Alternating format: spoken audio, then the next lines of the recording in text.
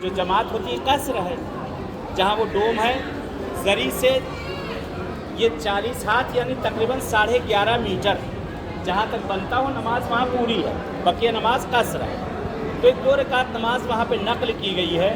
اگر کوئی شخص اس نماز کو پڑھے، روایت ہے کہ ابھی حرم سے باہر نہیں نکلا ہوگا تو اس کی حاجت پوری ہو چکی ہوگی، اگر اس کے حق میں مصلحت ہوگی۔ 2 رکعت نماز حاجت کی نیت کریں گے کہ جو بھی آپ کی حاجت ہے، 1 2 4 جو بھی حاجتیں ہیں کہ نماز میں پڑھتی ہوں، یہ پڑھتا ہوں حاجت کی قربت اللہ۔ سب سے پہلے امام حسین کی ایک مختصر زیارت یا بڑی زیارت جو آپ کو پڑھنا ہو، مختصر السلام علیک یا ابا عبداللہ، السلام علیک یا ابن رسول اللہ، السلام علیکم ورحمۃ اللہ وبرکاتہ، جس کو بڑی پڑھنا ہو، عاشورہ وارثہ جو بھی پڑھ لے۔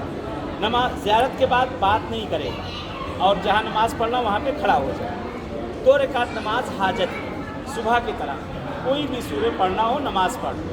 نماز جب ختم ہو جائے، نماز ختم ہونے کے سلام دینے کے بعد آخری سجدہ جو شکرانہ کا سجدہ ہوتا ہے، بالکل آخر سلام کے بعد لاسٹ سجدہ، اس میں جا کر 100 مرتبہ پڑھنا ہے، 100 مرتبہ۔ کیا پڑھنا ہے؟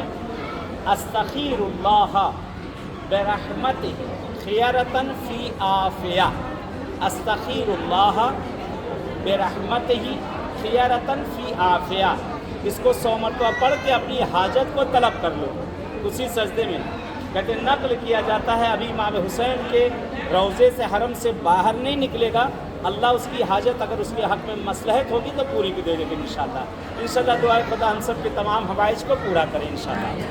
بہرحال گروپ پہ میں نمازیں ہیں امام حسین کے حرم میں، اور کچھ نماز اعمال ہے وہ گروپ پہ میں ڈال دیتا ہوں۔ بین الحرمین کا اعمال ہے میں گروپ پہ اس کو بھی، اور مولا عباس کے حرم میں بھی اعمال ہے اس کو بھی انشاءاللہ میں گروپ پہ ڈال دیتا ہوں۔